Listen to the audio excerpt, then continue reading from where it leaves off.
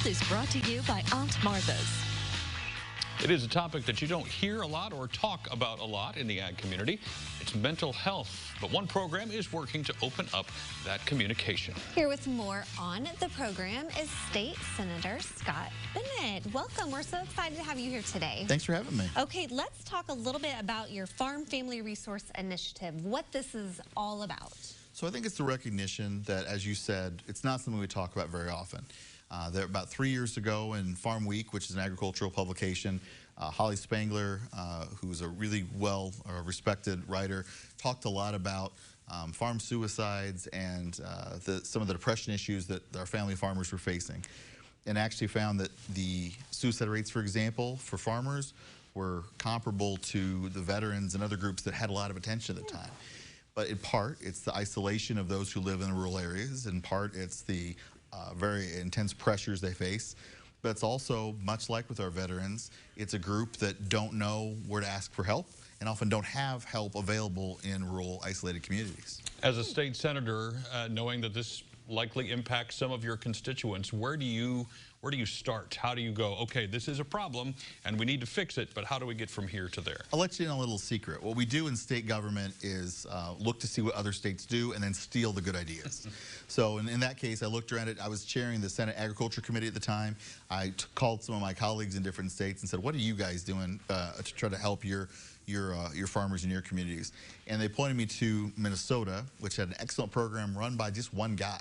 So it's not a huge commitment by the state, but it's the recognition that, hey, we need to make sure that if people are in line at the elevator, or they only have a few minutes and they're in the combine or whatever else, and they're just troubled by some of their pressures, they should be able to reach out to somebody and get somebody right then.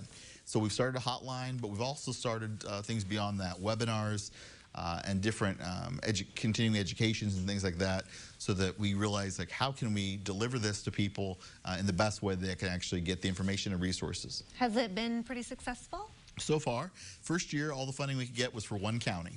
Second year, it was 6 counties. And then last year, we went statewide to all 102 counties. So something I'm really, really proud of is the team we put together. We used the medical school at Southern, which has spent a lot of time looking at rural health all across the state. Extension, of course, U of I has been a tremendous resource to kind of figure out where do we deliver the information, how do we get the word out to different folks. And so the team we've put together has really brought it along, and we've had hundreds of people that have either gone to the website, called the number.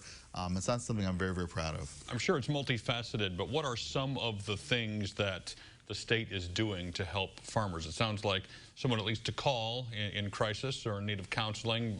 What else goes into this? Well, in part, it's letting people recognize what help is available. So when I talked to the person running the program in Minnesota, this is kind of my vision for it later on. It's also financial help as well. Sometimes it's mental health, and sometimes it's just, okay, I've got a real quandary here. I've got a real problem. I got a farm loan due in a few months. Input costs are more than I expected.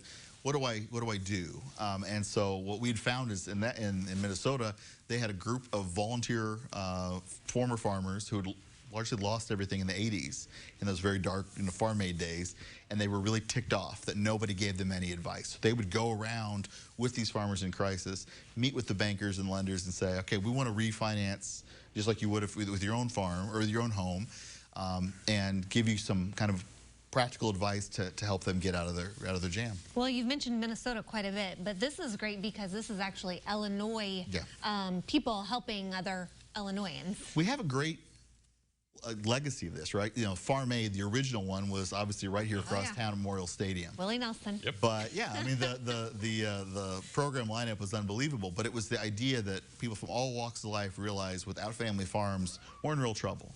But what has happened in the decades since is we've largely walked away from the very backbone of the state. We all say, as politicians, it's the biggest industry of the state, and it is. But we don't do very much to safeguard that for the next generation. And so I'm looking it's really isolating to work in that profession. I hadn't really thought about it before, but you're on hundreds and hundreds of acres, and you're by yourself or with just a few people in your family sometimes. And if you think about it, right, we've had a lot of businesses go under in the last couple of years, and that's always devastating. But with family farms, there's the added pressure of not just how am I going to supply or support my own family, but I'm letting down previous generations of my family that have got us to this point through depression and all the other areas. My family is in their 5th generation of farming up in Ford County. So I've seen our neighbors, and how much they put into it.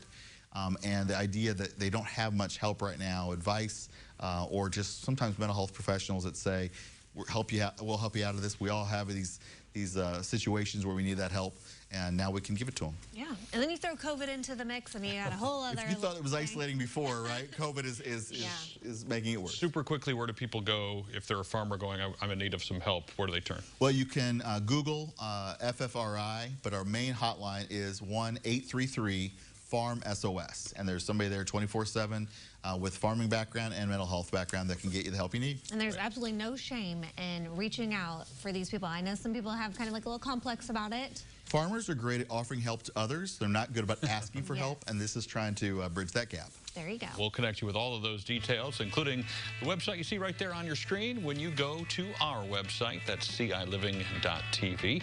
Thanks to Aunt Martha's for sponsoring this segment. Coming up next, I'll take you to Harvest Market.